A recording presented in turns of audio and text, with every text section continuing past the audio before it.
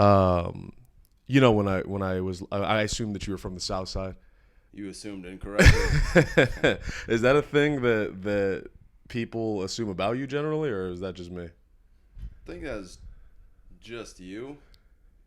I don't know. I hail from Palatine, northwest suburbs. Oh, what's up? That's lucky. I call him cat number 2. Cat number 2. Yeah. First one died, or no? The other one's hiding in here somewhere. Oh, gotcha. The other one was just the first one here. Nice. Hey, cat. I know. Okay. If we had visuals, this would be very cute right now. It's a very Mark Maron vibe. Yeah. You got the cats around the place. You do a ease into the podcast thing. I was watching your interview with Zach. Okay. And right off the bat, you're like, so Zach, you hate yourself. What's up with that? Yeah, I have a tendency to get myself in trouble with how sometimes, like, I will mean something in not a negative way or whatever. It just doesn't come out the right. It comes out too blunt. That's fair. Yeah. The thing is, comics, we're a little brash in a way. Yeah. How do you feel perceived in comedy out here? How do I feel perceived? Yeah, man. I try not to worry about it too much, how I'm perceived. Try to focus just on the jokes, getting my material right. As far as how do I think I'm perceived, I don't know. I think I'm respected, I hope. I just try and do my thing and not cause any disruption or whatever. Yeah. I came into comedy at a very young age, so it's kind of like, I'm not going to come in and be like dick swinging when I'm like 17 years old doing open mics. And also it's like, it's dumb to be, at the end of the day, you're a comic and you're going to be doing an open mic in front of like 4 people. So it's like the ego can't really be super inflated. How old are you now? 22. But it's weird to, like, when I started, it was like kind of a hobby. I was doing like one every 2 weeks, one a week type of thing. What point were you like, this is what I'm going to like do? Probably like 2019. So I guess 3 years ago. Right before. Yes. Right on time. Okay. Well, let's start at the upbringing of Ryan. So you grew up suburbs of Chicago, Illinois? Illinois, yeah. Illinois. And then did you come to Chicago a lot? Not a whole lot. Probably like once, twice a year as a kid. Mm-hmm. We'd come down like for Christmas or whatever. Is your family this? Yeah, man, whatever. Like, does your family have the same? No. Okay. They are, to an extent, yeah. But I definitely, this is something I actually want to talk to you about. So when I was maybe 16, 17, mm-hmm. I started meditation. That's something that definitely changed for the better. And yeah, that's because I know I'd seen you do a set and you mentioned you're trying to do. Yeah. And that's like the mindful meditation is like it's rough starting out. You're all over the place in your head and everything's, but you got to learn to just slow down and shit. And I feel like if you have that sort of, God damn, your cat ass hops, dude. Hey, cat. Okay, sorry. Go ahead. If I had disruptive. Oh, it's like that presence will change the people around you. If you're that calm and you have that sort of mind state, then people aren't going to be like overly like their mind is bouncing. And I try and steer a conversation towards the calm and not letting too much momentum go in any certain direction. Yeah, that the energy you put out informs the vibe of everyone around. I actually learned that from, this is going to sound weird, but Donald Trump. Let me elaborate on that statement. Okay. How old were you when Obama was president? Do you remember? I was 8 years old to 16. Okay. Because I was just graduating high school, so I was about 18 till however old, 20-something. And the vibe of the country felt different as soon as it was like when Trump became president, all of a sudden the vibe of the country became more abrasive and aggressive, and it just kept going that way. like, I don't know what you think about politics or whatever, but my thought previous to Trump was like, oh, the president doesn't really matter. You know, Right. I thought like, oh, it doesn't matter who the president is. It's all the guys pulling levers. But I think the president matters the most in the vibe that they're putting out to the country, if that 100%. Makes any sense. And so you started meditation. How did you get into that? To go off that is a very that was a hard transition. You're like, here's my Trump take. Meditation. No? Yeah. So the Trump, politics and then meditation. Yeah. Yeah. He definitely. I mean, what he did in office definitely was nothing we've seen. Like that sort of presence is like. I didn't know a politician could do that type of thing. Say whatever the fuck they were thinking. Yeah, and just off the top of the dome. Was your family conservative? They are not really. Okay, my like mom's like liberal. My dad's like moderate conservative. When I picture Illinois, I picture more red than blue. But yeah, we're close to Chicago too, and the whole thing. Right. So the meditation thing that makes so much more sense. So the meditation thing, when did that start?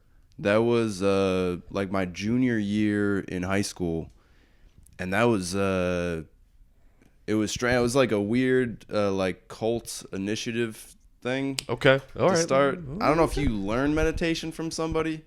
I think the way to do it is probably go through the Buddhist church and learn it that way. When I first started out, it was like somebody's basement. There was like this couple that runs it, and okay. Get this trauma out, man. Let it go. It took me to the. I was like, this might be I'm a young man. I don't know what. Am I gonna get Hansel and Gretel out here? I don't know. They're plumping me up for something, but it took me to the basement, and it was like that's when I learned. He gave me like a mantra, and it's like, oh, don't tell anybody this mantra. And your inception totem. Like, wait, how did you meet this couple? I think I just I don't know how it really started. I was just like online, like, how do I start meditation? And they might have popped up somehow. That's fascinating. And you were just like, yeah, I'll trust them. Yeah, well, it was after I had started stand up, and I wanted to be more like present on stage. And also just with like the rise of phones and trying to adapt to that. And, it's a big – phones probably got huge, like iPhones, 2015, 2014? Something like that, yeah. The first smartphone. Yeah, so like starting in that and trying to adapt to, again, going back to like the peace and like the mind just going all over the place. With the phone, it added in a whole new variable where like I feel like maybe – by today's standards, we can understand that more, and we've had more time to adapt to it. When it was first introduced, it was like the world is in you could find anything you want, any fact in the world. It's all just in your pocket. So I was trying to adapt to that. I remember that like that shift, I guess, especially when like the Facebook thing on your phone became a factor. It really got out of hand. But you started comedy. What made you do that?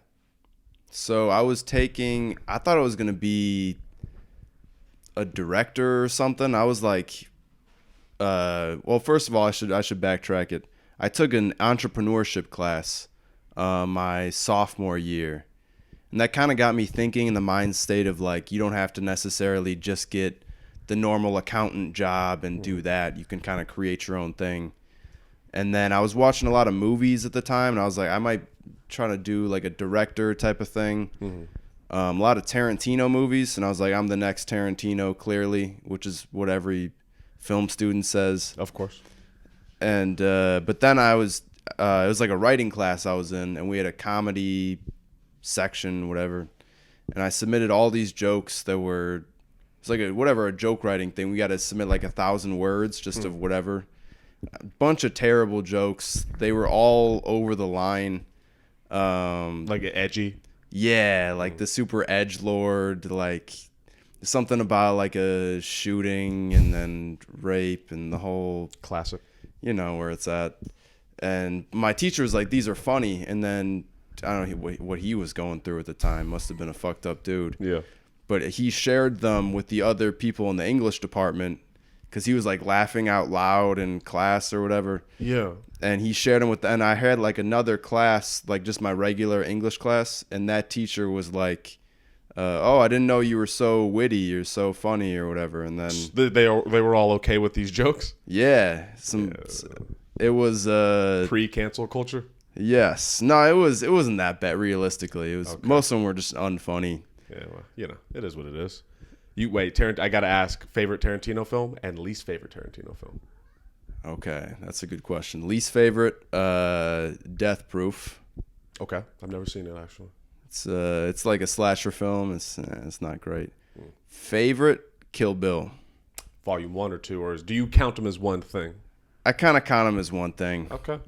What is it about Kill Bill? Because I feel like everyone's favorite Tarantino film says something about themselves if they're like a filmmaker. Yeah. And that says something about you. I just don't know what it is. I think it's just such an expansive world that he made in Kill Bill.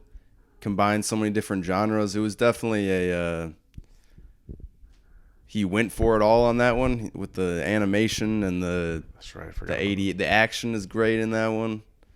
I'm almost wanting to retract my answer now. No, you're and put you Pulp seen Fiction? Hateful Eight? Oh yeah. Love Hateful Eight, dude. Really? That's a great movie. Interesting. Mine, I think my two that are in the running are either Pulp Fiction or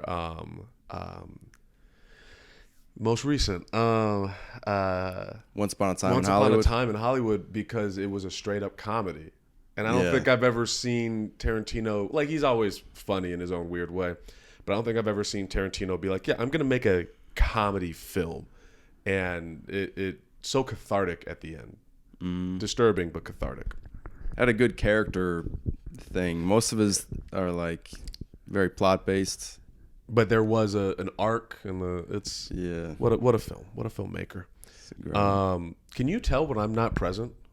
Can I tell when? Yeah, I have Jedi mind tricks. You kidding me? Nice. Oh, I'm seeing it. Your eyes are like the ocean, man. You look into them and it's just endless. What can I say, dude? It's nothing but I owe people's gas money. They're calling me right now. Yeah, no, answer it. No, I'm not. Not answering that shit. I ask because I feel like people who are mindful and who have a self-awareness, which you seem to do, can pick up on stuff with other people. Mm-hmm. And you're so intense. You know that, right? Yeah, I get it. You're aware of how intense you are? I've been away from the meditation for a couple of years, so my mind powers are a little off. Gotcha. But elaborate. I'm intense. I'm starting to realize this. You're intense in that it makes sense that you've meditated at a young age. Do you know Aaron Klein? Yeah. Okay, so I did a podcast with him, and he started meditating early on. And I wouldn't say he's more, lack of a better word, fluffy than you. he's like a little puffy cloud that kind of floats. He's like Jigglypuff. Yeah, there you go. That's the homie. I love Aaron. Aaron Klein is Jigglypuff, and you're like, who is it? One of the rock Pokemon that fight. They have a stoic face. Oh, I know what you're saying. Yeah, neither's bad. They both do their own thing, but your intensity is like pinpoint. It's very laser focused. When you're focusing on something, it seems like you're really thinking about it, and you're processing it in a way that most people don't process. I'd say that's fair. I mean, I don't know. I guess I do some reading. Yeah. Maybe people find it aggressive when you read. Have you noticed this? No, I don't read. You heard about this? Please tell me. Regale me, sir. No, I'm not smart or anything, you know. To be honest with you, my parents had me at 42 years old. God damn. Yeah. Why? My mom taught special ed. She wanted to get one in the flesh, I think. She really wanted to roll the dice on that. Yeah, it was her Frankenstein project, I think. I came out somewhat normal-ish. I can see it, somewhat. Are you an only child? I have a sister. And she's younger than you? She's older Oh, okay. by 4 years. Okay. That's a strange age to be popping out children, but no judgment. Are they going to listen to this? Yes. No. Okay. Probably not. All right, cool. It's funny. Your reaction to my assumptions about you seemed to be something that you thought about a lot. Yeah. I mean, you thought I was from the South Side. That's far from true. It's your vibe, man. I don't know. I don't know. Neither do I. It's I guess intense is the word. I guess it's intense and it's focused, and you mature, I would say. I've heard that my whole life. Yeah, that's definitely one. Man, how do I word this? Nothing. It almost comes off as nothing bothers you. Nothing. You. All right. If we compare each other, I think when things happen, there's a reaction. There's an ebb and flow that comes with me, and yours is kind of like this almost. Things don't seem to affect you. Almost like Taoist. Taoist, is that the right word? Tao, yeah. Tao. Yeah. Is that what you're going for? Is that what you're doing? I don't know if I'm going anything. Could just be emotionally stunted. Yeah. I've also realized my assumptions about people, my assumptions about them and their vibes have been different moving out here. So like my straight up assumptions, like you being from the South Side or whatever, were wrong. But the vibe of you is very on point. And when pre-COVID, what was it? I know I'm slanting now. No, you're good. Pre-COVID, what was it like in the scene for you? It was, to be honest with you, I wasn't doing a whole lot. I was, I was coming from the suburbs. Have you done any of the suburbs, Mikes? I did CG's Comedy Club once. Okay, that's a good one. I don't know where I started. I was like Schaumburg I was doing, and the Comedy Shrine out in Aurora. And I wasn't really there to like make friends. I had a weird like I need to get this joke right type, which is the thing a lot of comics have, where you're super focused on like the wording of the thing, and you think like you're some genius that it's like you're putting together a puzzle piece or something.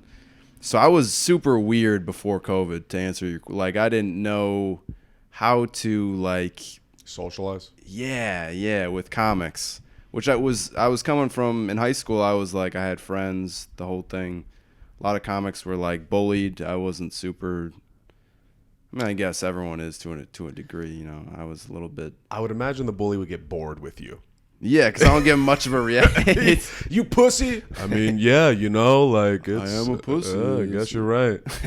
This isn't fun anymore. So you pretty even keel through your whole life, and then when you're doing comedy pre-COVID, you hyper fixated on the jokes and not the experience. Is that a good way to describe it? Yes, that's a good way. And then March 2020 hit. Oh, actually. Then Kobe died. Where were you when Kobe died? I was on a bus when Kobe died. I was leaving. Okay, I was leaving a bookstore. I had just read a David Foster Wallace poem. Nice. The glasses are helping with the vibe. Yes. And hopped on the bus. Was going back to my place, and I read my phone. I was like, Kobe died. Shit. I sat on it for a little while, and I was like, God damn. And then COVID hit, and it was like fucking the 1-2 punch. It felt like Kobe dying was foreshadowing of just the darkest, craziest, like that time. Were you were hearing the inklings of COVID at that point, or when did you hear about it? Yeah, I was like early January was sort of hearing about it. I remember telling my dad, I was like, this thing in China is kind of blowing up. And he's like, it's some China thing. Yeah. And then it really hit. Yeah. And then when it hit, what happened? Where were you like when the lockdown happened? What was going on? I was in Chicago. Had an apartment with random roommates. Like, how long have you been living with them up until that point?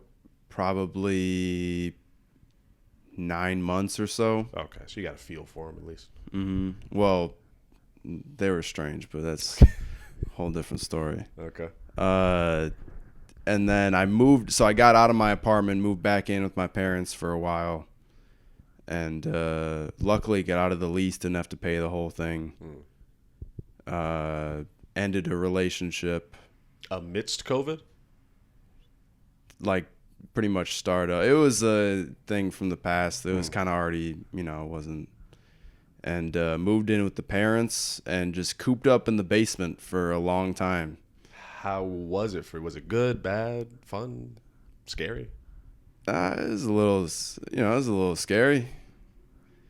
It was good for a while just to watch movies and shit for the first week. And then after that, I don't know, it was just writing jokes. And I tried doing a Zoom. The Zoom. You did any Zoom comedy? No, I got on IG Live in a shed and was like, and then I stopped doing that very quickly. I made a rap album. Did you? I did with a buddy. I'm really sad that I just said that on. Can we play it? If I had my phone. Do you have your phone? Yeah. All right. This is going to be embarrassing. Whoever's listening, please don't actually look up the whole thing. Because me and my buddy Zero, we got bored and we both like music. And we were like, we have nothing. This shit is not on. It's on YouTube. Oh. I'm not at Spotify, sir. Was that because of Joe Rogan? Did you? Yeah, I told them to pull. Can you bring up YouTube? Yeah, I told them to pull my music because I just didn't really support what he was saying. How do you feel about Joe Rogan? That's such a surprisingly volatile topic now, especially amongst comedians. Is talking about Joe Rogan? Yeah. I mean, I respect him. He was definitely an influence as far as. I just think I respect how freely he lives, and maybe that's not the best. I don't know. There's something to be said about being exact when you speak about issues that are like very serious. Yeah. But also, it's like you get what you get from him. So if you don't want to listen to the shit, just turn the shit off. Yeah, that's a reasonable take to have on it. I think my perception of public speaking and the power that it has shifted since COVID and Trump. And so now I'm like, I agree. If you don't want to listen to him, you just don't listen to him. But then he's not a good example. Well, he is a good example, but it's the influence of the world. Like now it's not like the 90s, early 2000s, where you're watching TV. If you don't want to listen to something, you just turn it off and it doesn't really affect you. Now, people's opinions on podcasts and can actually affect the world. And that's such a weird place to be in terms of freedom of speech. Did any of that make sense? Yeah, I mean, it makes. Okay. Wait, so you're trying to say that his opinion can affect the whole? No, it's not. It's not as simple as that.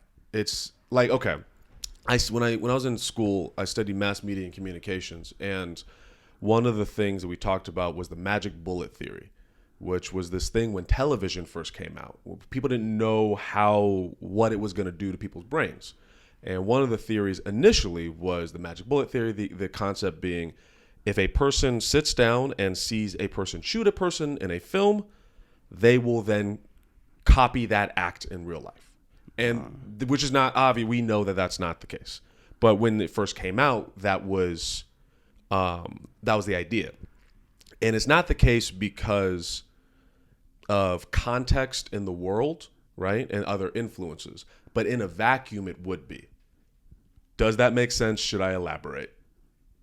In a vacuum, it would be. So if you showed a baby, okay, so like if you took a baby and you seen Clockwork Orange? Yeah, and you just kept his eye, you're like murder, murder, murder. He would probably grow up and murder. That. Right. If the only thing you're seeing is a person shoot another person over and over. If that's the only thing you're taking in a vacuum, in this hypothetical scenario where nothing can else affect the situation, that person is going to be more likely to behave in that way.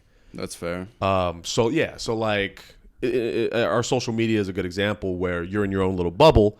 You're taking in all of this very specific information, so you're behaving accordingly.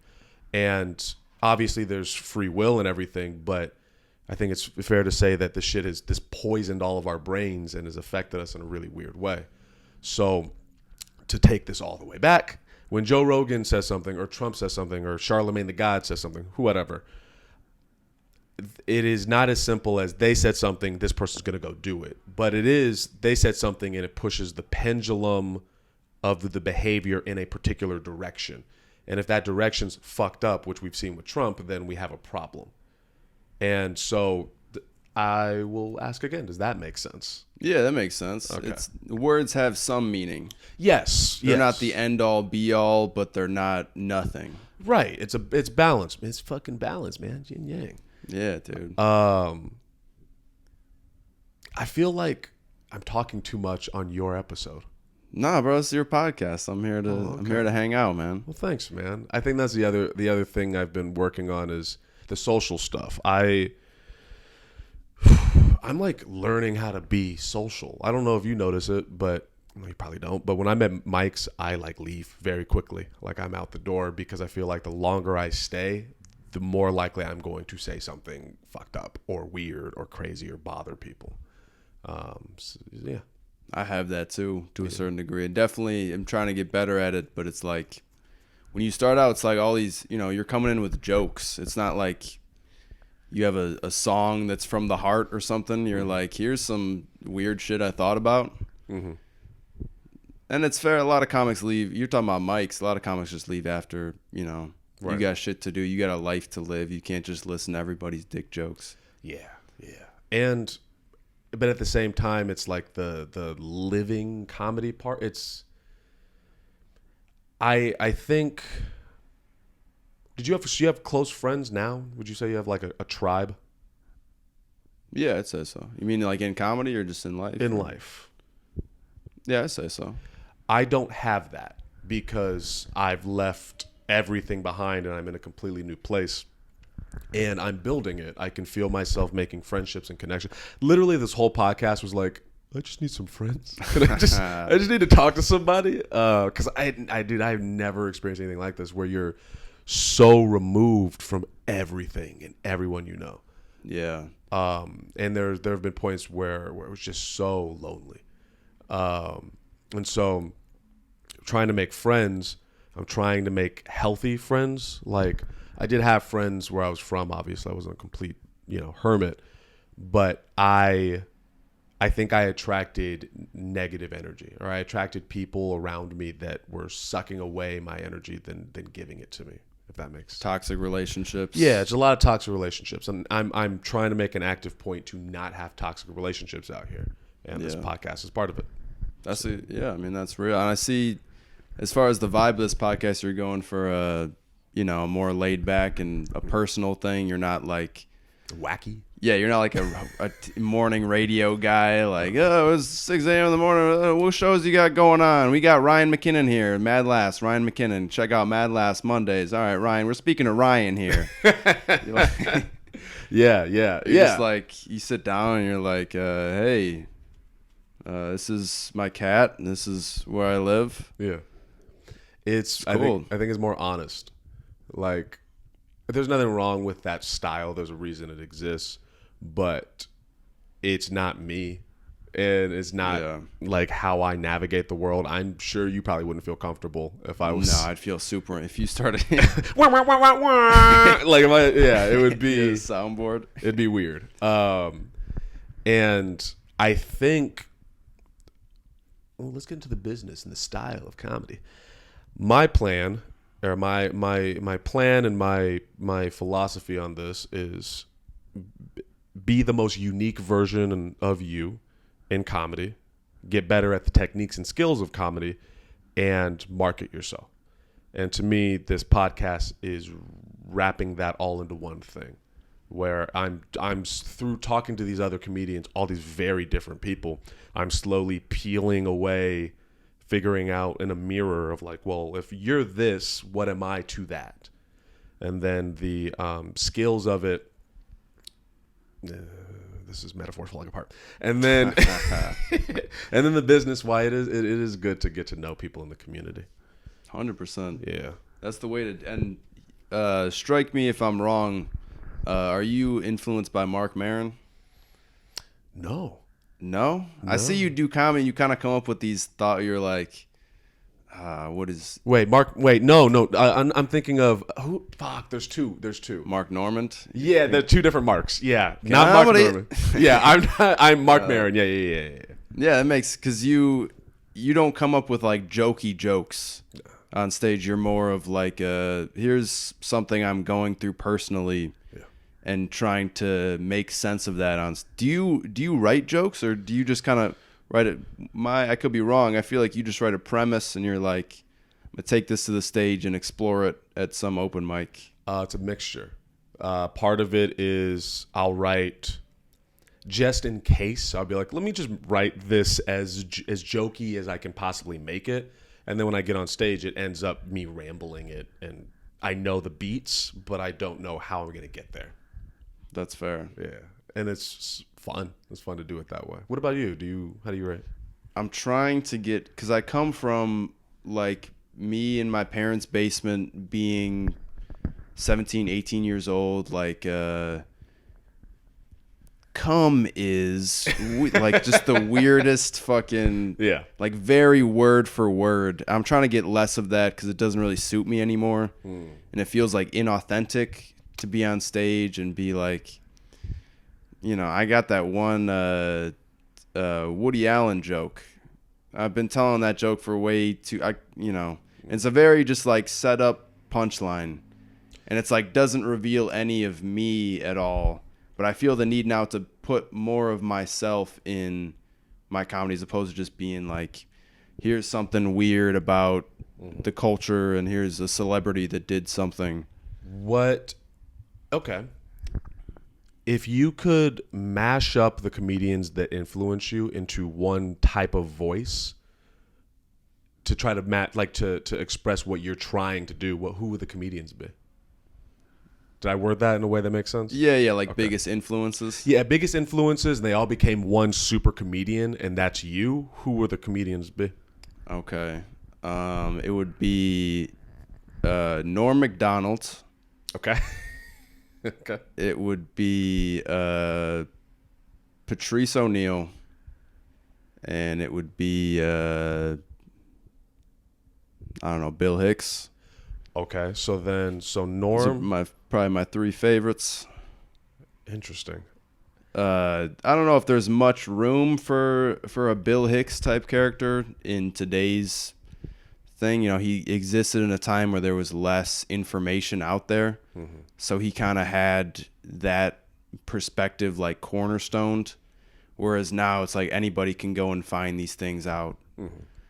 But I was really influenced by him starting out just because he is something to, he like embodies death in a way, like the acceptance of death to me. That's what I really got, because I was a young kid when I first started listening to him. I didn't know about, what happened in Waco or whatever, like these political things he's talking. I wasn't alive during the time. I didn't have any stake in those, but it's just like his takes were like very like he understood his perspective and his place in the world, so to speak. Mm-hmm. And like that to me is just like he accepted death in a way. Like reflecting back on it now, that's what really like I respected about it. Mm-hmm. If I'm to put in my own words what these three would embody in you, it would be Hicks is the philosophy, is it the id? I don't know if the id's the right word. The headiness, the intellectual side of you, the glasses. Fair.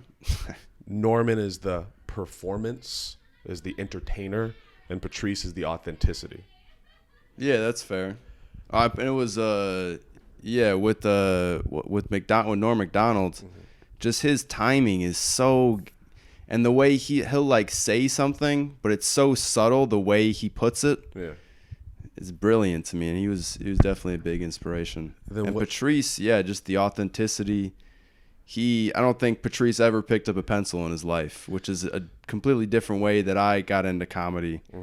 But he just brings his heart on stage, and like his perspective is so key as far as it's just truly him. Do you feel like you know yourself well enough? Obviously not. You're young, so not to achieve Patrice level, because this motherfucker was like 40 or something when he was doing that. Right. But do you feel like you understand your voice? No, not yet.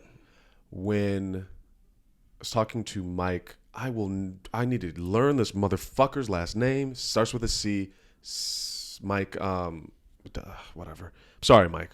You're not listening to this. But we were talking about like what makes each other likable. What is our thing on stage? Do you know your thing? Like, do you know when you're on stage and you're doing your best, what is it about it that make people like you? It's a good question. I don't know if I necessarily know per se. I was very just like put the jokes first, and I'm kind of pulling back that veil now and trying to be whatever you are. Yeah, like some truth in there. Yeah. So, do you have videos of your jokes? Yeah, Can we please? Yeah, of course. I would love to. We gotta listen. We'll listen to your rap album at a different time. Okay, all right. The A to Z EP. Oh God. Okay, hold on. Before you play anything, can I just pick? I'll pick one. Okay, I'll pick one song. Okay. I'm going to leave the room, and then we'll pick one of your stand-up bits. Okay. Fair. Okay, that's fair. Okay, let me find. Oh Jesus fucking Christ. Oh Lord Almighty. I'm gonna pick the shortest one. It's 1 minute and 50 seconds. Okay. It's me and a buddy just rapping. Fuck you. Okay? What's it called? It's called Bars at the Bar. COVID made us go crazy. All right.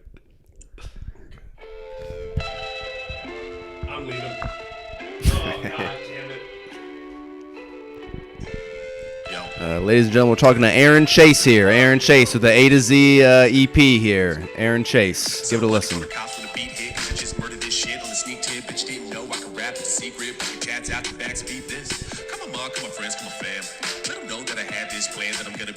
Even if you don't respect it like MJ killing it in Space Jam. You didn't know that I had a high flow like your mom's period. When she hearing this, what a hypocrite can't respect good lyricists, but she not feeling it.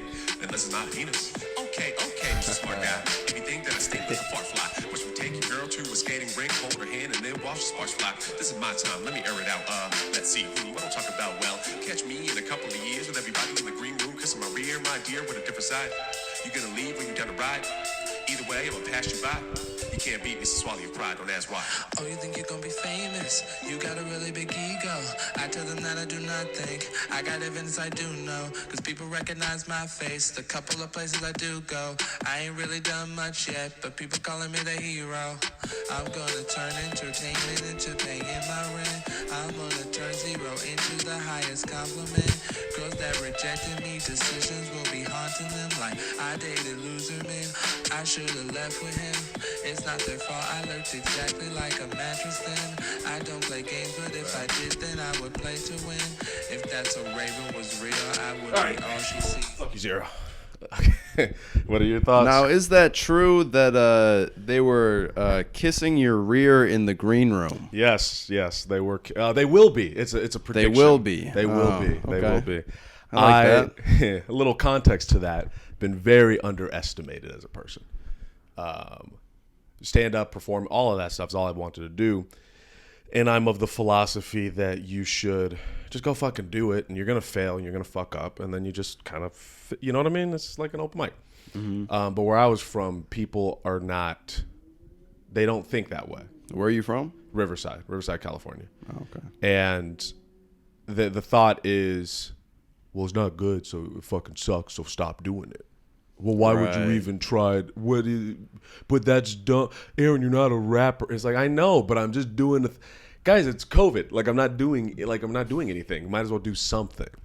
Right. Or and the list goes on and on with that. And so what I'm saying in that is essentially like, look, whether you believe it or not, I'm going to get to a place where you're going to be like, oh, we should have been nicer.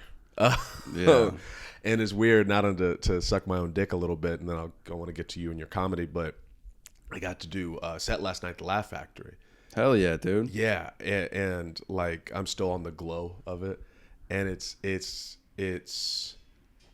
feeling like, oh, the things that I felt in my gut that I can achieve, I'm doing out here. It's slow and it's a grind, but like it's actually working. If that makes sense. That's great to hear, dude. And you know, you believe in yourself clearly. That's a common theme. And fuck Riverside. Yeah. The haters from Riverside. Yeah. Shout out all the Positive good people. Hi, Johnny Gold.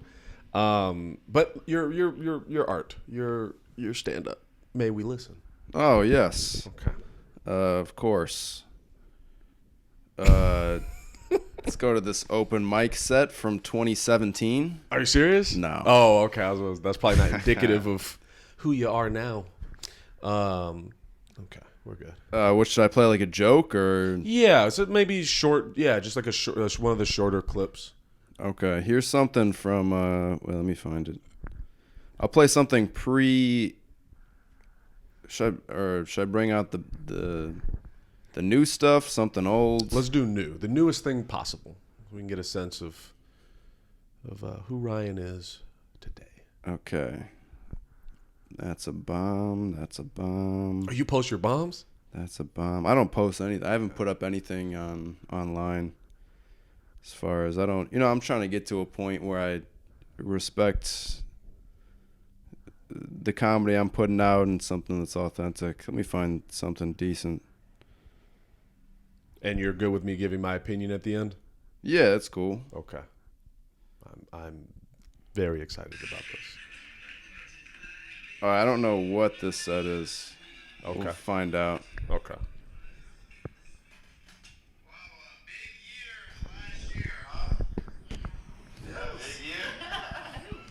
Last year was the 40th anniversary of when they had put a label on alcohol saying don't drink while pregnant. 40 years ago, if you're over 40, your womb was a frat house. Sperry's, Dickie shorts, the whole thing, like, this guy liked that joke. That's a very silent laugh you got, so I need to, alright. No, but that'd be a weird, if you're a mother in like 19. Okay. It's weird, isn't it? Okay, That so was probably a set to 7 people at the Comedy Bar. Shout out the good people at the Comedy Bar. Comedy Bar's great. Love that place, dude. Great room. So, okay, so with that, how do you feel about? Obviously, it's like not polished or in front of enough people and all that, but Yes, that was a horrible joke. Not horrible. I'm keeping actually that joke. I've been like molding jokes. Like I have a punchline and trying to figure out how to get there in a natural progression. To me, that felt very jokey.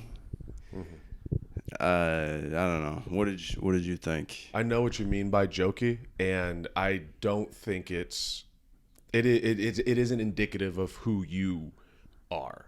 I don't think. No, yeah. And I'm still trying to figure you out. You're a hard person to figure out. What can I say? Your dead fucking eyes. Like you, I get nothing from them. Like you, and it's not a bad, it creates this air of mystery. I think it would be interesting if you leaned into how mysterious you are. You seem like at like a house party, everyone's having fun or whatever, and then you're in the corner smoking a cigarette. And you're not the guitar guy. Like the guitar guy's over there and he's trying to be cool. You're being cool by trying not to be cool, and like you have such a mysterious intensity about you. You'd be a great magician. A mysterious intensity. And I think if you leaned into that a little more, I think you could get more of whatever's in there. Because I don't know what's in there. You soulless creature, you. Got a cold heart. Yes. It's been hardened by years of plaque and burger grease. As it should be. Do you? Okay. When you write, and this is just how I look at things. So please take whatever I say with a grain of salt. But do you think about how the joke makes you feel, like on an emotional level? I'm starting to factor that in more. You do joke so many times that it's like, these, like going back to what you said earlier, words don't mean nothing. There's something to shit. So if I'm telling a joke and it doesn't feels dismissive or something, I might get rid of it. Or if it just feels corny to me, I guess I don't worry too much about how it makes me feel in the moment, but like 2 or 3 times after I tell it, I kind of reassess and go back to it. Do you listen to Andrew Schultz? I do. I love Schultz. Same. I think he's pushed himself into my top 5. Who are your top 5? Top 5? Yeah, top 5 comics. Dead or Alive in Chicago. Let's do of all time, your Mount Rushmore, which I think has 4, but whatever, 5. Okay. Yeah, your Mount Rushmore. Dead or Alive, doesn't matter. Top 5, Dead or Alive. In no particular order. Yeah. I would put Chris Rock, Richard Pryor. I would put Louis C.K. I would put Patrice O'Neal as last one. So I might put Carlin. That's so fascinating to me because these are all guys that do go off of they run on emotion almost. Like, Chris Rock is it's a ball of energy and thoughts and which he just said he's autistic last year. Yeah, I found that out and it makes so much sense. Yeah. He's not coming from a righteous place from the heart. It's Right. kind of just like the way his brain works. Yeah. But I was listening to Schultz, and he was talking about, what is it, feelings over facts. That comedy, I used to, have you heard me talk about race at all on stage? No, I don't think so. Okay, I do that a lot because I come from a very racist area. And I remember where I was from, I would write jokes with this sense of logic. I'd be like, okay, this is logical, and this means this, and this connects to this, and then I'm going to say this, and then these racist bigots are going to be like, oh, wait a minute. His life matters. And what I came to realize was like, oh, no, it doesn't. Like, I'm literally writing for them, and I'm not writing what I think is funny. I'm writing what I think is smart. And now what I've leaned into is like, it doesn't matter. It doesn't matter being right. It just matters if my feelings are authentic to what I'm saying. And I don't know, man. Yeah, it's real. I mean, you're not going to get them with a logic thing. Logic doesn't fucking matter anymore. Yeah, it's all about especially on stage, because, I mean, if you get a crowd, they're not like... Right. Okay, he said that, all right. Yeah. Like it's not a math equation. Yeah. It's a feeling. Right. Where do you see yourself in 5 years? In 5 years, that's a good question. I see myself doing most of the same things. I don't think I'm where I want to be with comedy, so I'm just really pushing that, trying to get better on stage.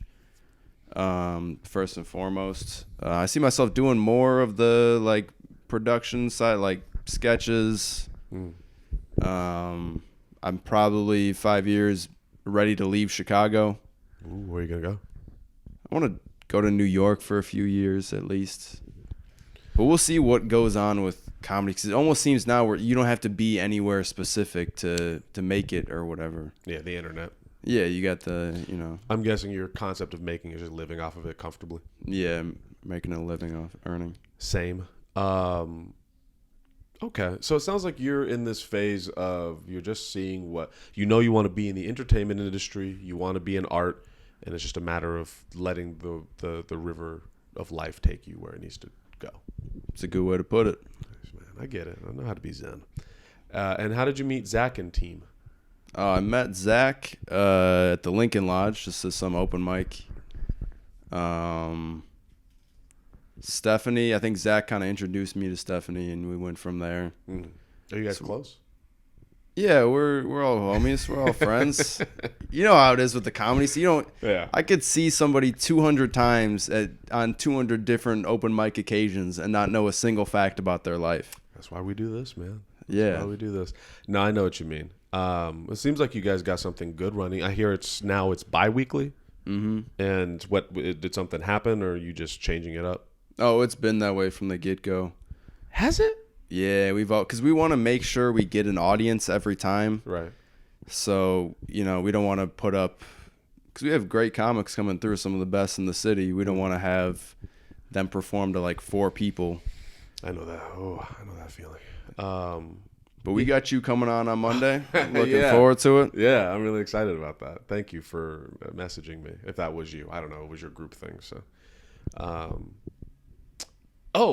would Stephanie do this? I don't know. Ask her. Yeah, that's fair. All right, I'll ask. Probably, but Can you give this note to her and like, okay, because I wanna. Most of this podcast has been dudes. Fair. It's been, let's see. Wait, you're telling me a female comic wouldn't want to come into this studio and Alone with this man? Yeah, no. with a cat and all right, Another cat. I mean, my roommate would not be here, but she is off doing her life. Man, I can't wait till I can move out. Correct me if I'm wrong. You're living with your ex-girlfriend. Is that the case? I am living with my ex-girlfriend. That's her room and that's my room right over there. How is that going? You know what?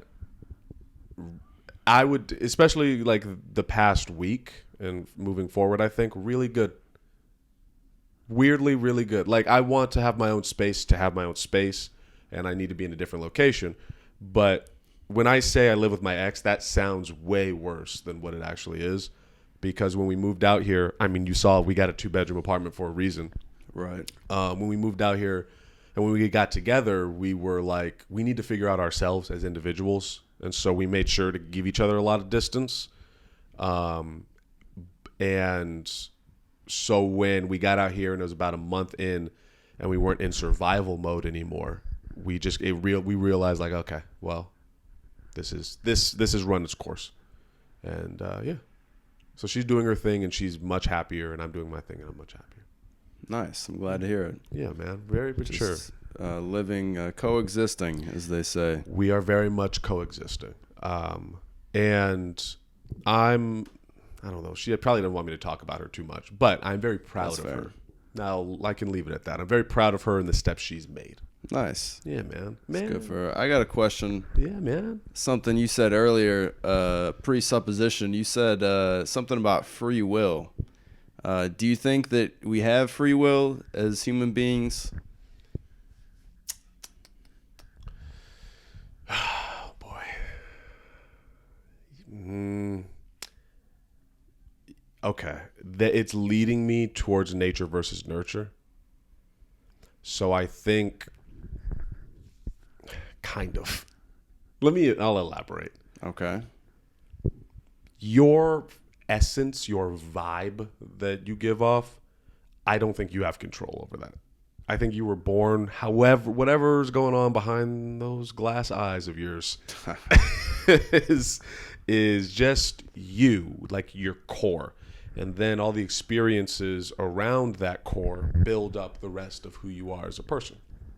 And so I think at a certain point, in terms of age, at a certain point, you have to then start taking responsibility for those decisions, and then it becomes more, free will. I don't think you have as much free will as a kid because you don't have as much autonomy. Right. So like, if I'm a kid and my family feeds me fucking Cheetos every night for dinner, yes, I have the free will to be like, I'm not eating Cheetos, give me salad. But like, realistically, I'm a kid. Right. And then once you turn a certain age, once you get a certain sense of freedom, then it's on you. Then it's like, okay, well, I have the decision to keep making those decisions from what I was taught, or I can pivot. And so I think this is a very needlessly long answer. I guess the answer ultimately comes down to eventually you have free will if you live long enough.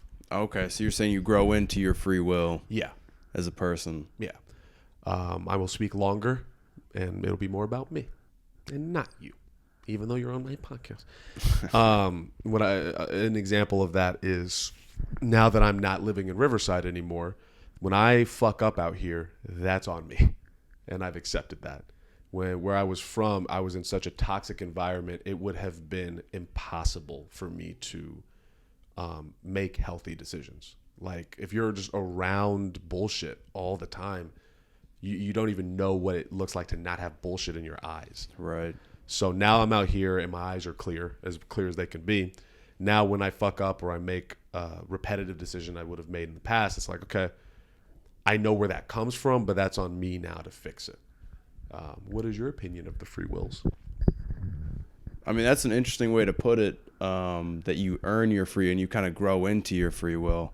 I'm taking a class right now. It's neuroethics, and it's kind of built up from the beginning of like different parts of the brain. How do we, is it ethical to do experiments on the brain and stuff like that? And it's gotten to a point of free will now. And the question we're asking is, does an addict have a choice not to take the substance that they're addicted to? What is your opinion of that? So I can mold mine together. It's like it's harder for them to make a decision than it would be for like if you're waking up in the morning and you're like, do I want to eat strawberries or bananas?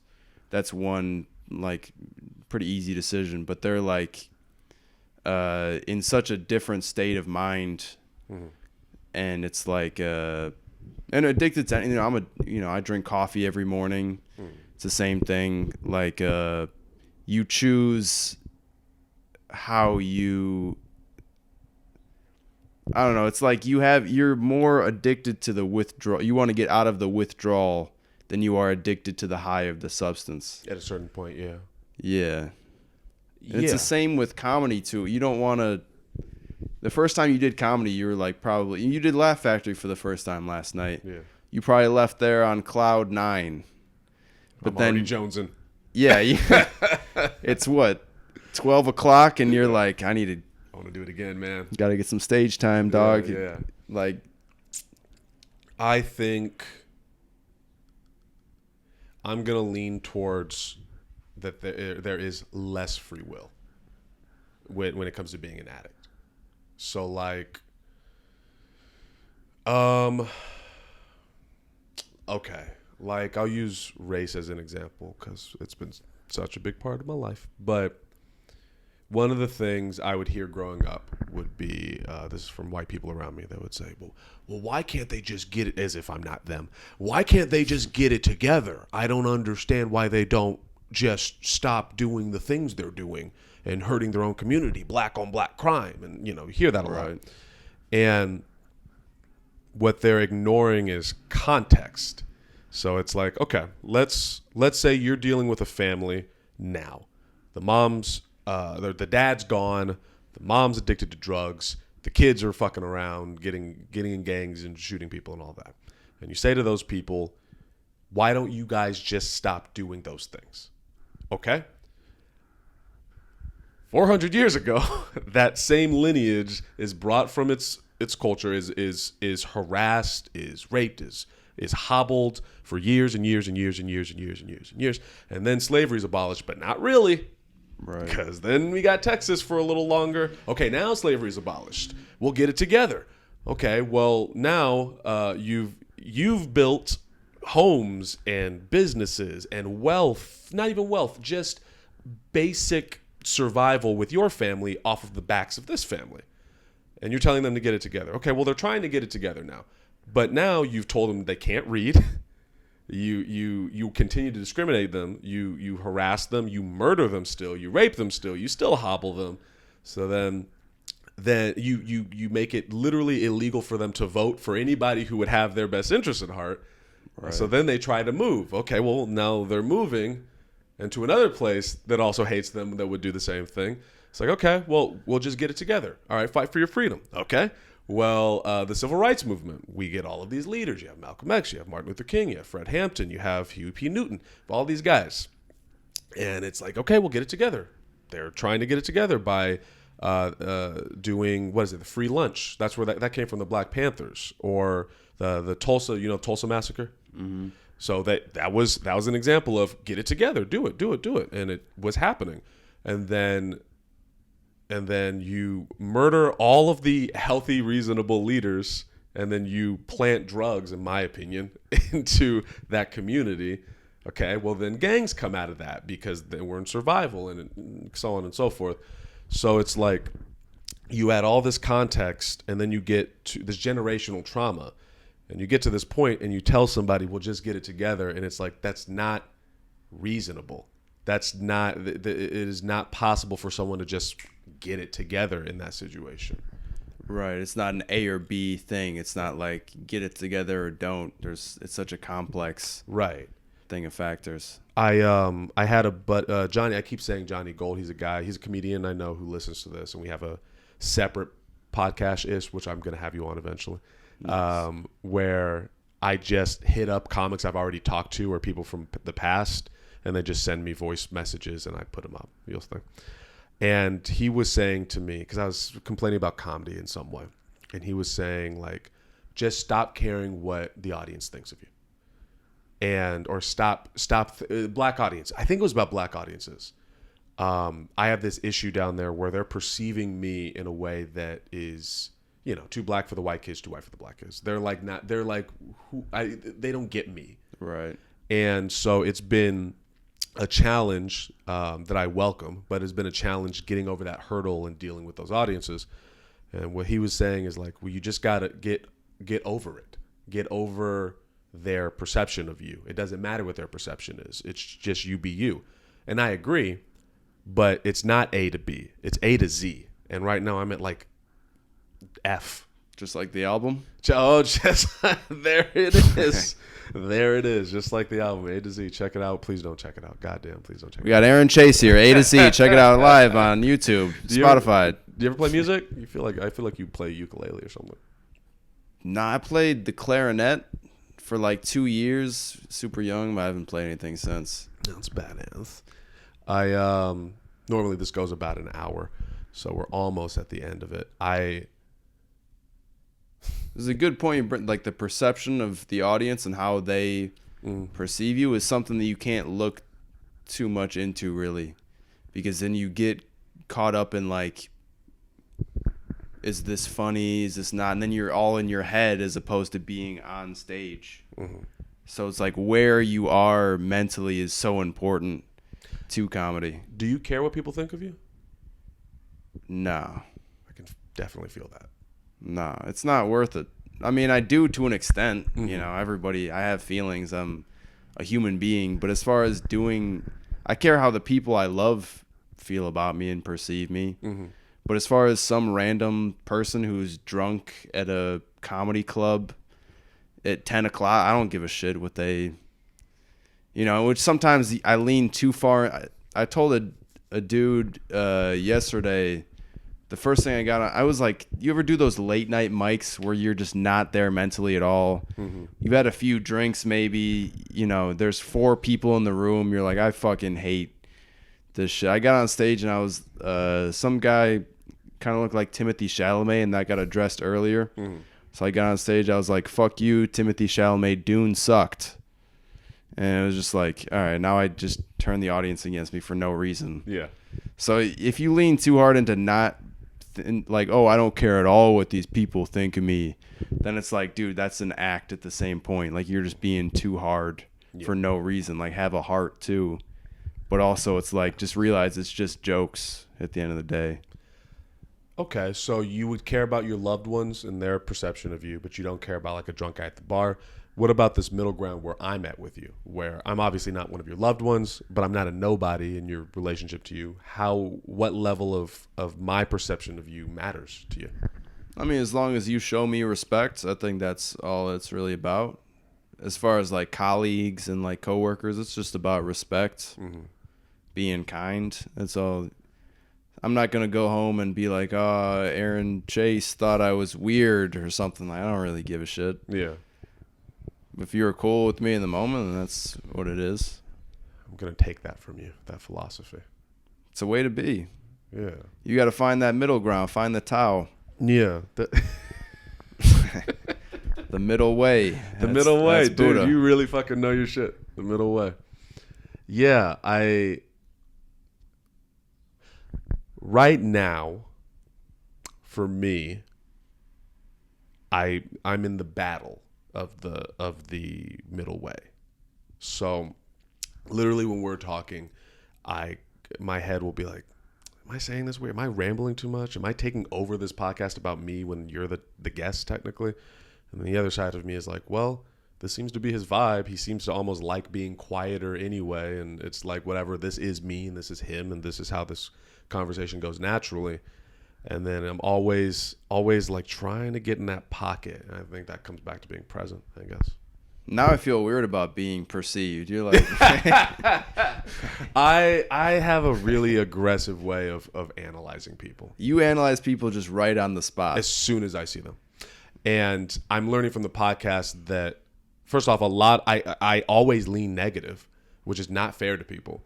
I came here and I was almost not combative because I was really quiet. I was defensive to everything people did. I was like, I bet they think I'm an asshole. Or I bet they think I'm not funny. Like everything. Yeah. And what it did was it led me to assume a lot of negative intention. But now through the podcast and getting to know all of these people, it is showing me that it's not negative, or it's generally neutral. And the analysis, there's nothing wrong with the analysis as long as I'm willing to adapt when I get new information. So like my assumptions and my picture of you being from the South Side, there's nothing wrong with me assuming that, because then when you say I'm not, then I say, okay, well, let me get rid of that thought and let me adapt to the new information. Right. Yeah. Yeah, it's all about, you put a thought out there, you perceive it in your mind, you reassess up here in control center, and then you just operate from there. You don't analyze people in the same way, I assume? I don't analyze people a whole lot unless I really start to get to know them better. And then like I don't know, like I picked up on you. I know that you perceive people off the bat. That's something you definitely have confidence and you believe in yourself. I feel like you're gonna put out like a cooking book in like 10 years. Hopefully Martha Stewart's still alive. We can smoke weed with her and do that. Could be a move. You can't fail. I think the other part of it is that it is interesting. Like, I want to ask you your perception of me because I'm so curious what I come off as and what is right and wrong, just on a philosophical level, you know? Yeah, we've hung out like at open mics and whatnot. This is, by the way, great for the audience back at home. Yep. No, but we've and I feel like you got a weirdly, I don't know if it's combative is the way I'd put it, but like you're very forward of a guy. And in a room of comics, somebody needs to be that. Yeah. Like for example, it was me, you, Zach Liss, and Yoni. Yeah. The home, shout out Zach Liss, shout out Yoni, great dudes. But we're all quiet-ish, and to have someone put something forward is like, you need that in a room. And I don't think with you, I don't think it's coming from a place of malice by any means. I think you have a general sense of community. Maybe within that community, you see yourself as the center, as the star of it. That's not wrong. Fair enough. What did I put out there? I remember we were at Kedzie Inn, right? Yeah. What was I talking about? Some I don't stuff? even really remember, Probably butt to be stuff. honest. Yeah.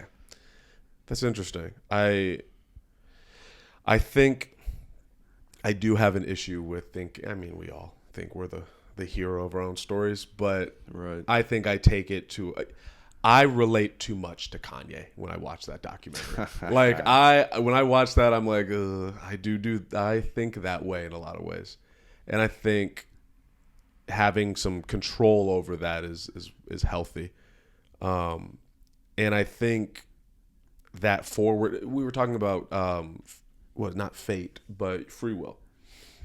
I was born that way. I've always been like, hey guys, this. Yeah. And again, where I came from, that was always met with negative response.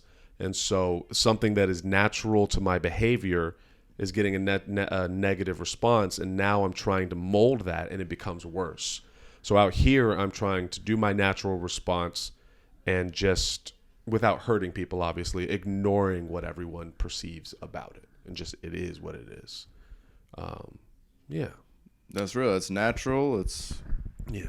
You're working through it. It's better to do it through comedy than do it through Murder.